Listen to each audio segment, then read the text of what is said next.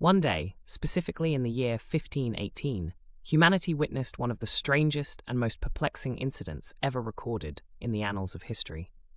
In the city of Strasbourg, which is now located in France, an event known as the Dancing Plague occurred. Yes, you heard that right. A plague, but not one that caused fever or coughing. This was a plague that made people dance without stopping. The story began unexpectedly. On a quiet morning in July, a woman named Mrs. Trafia stepped out of her house and started dancing in the middle of the street.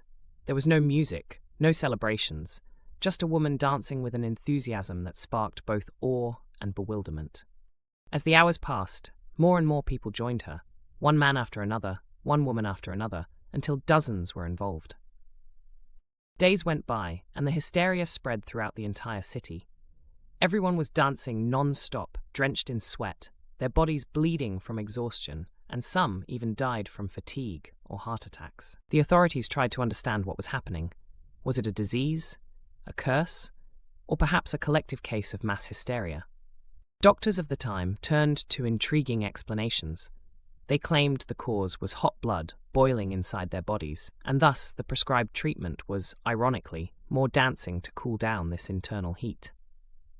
And so they built music stages around the city, believing the melodies would soothe the afflicted.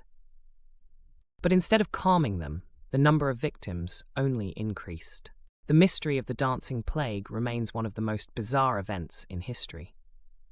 Some historians today believe this incident was the result of mass poisoning from a toxic fungus that grew on grain, while others think it was a case of collective hysteria brought on by the psychological and social pressures of that era.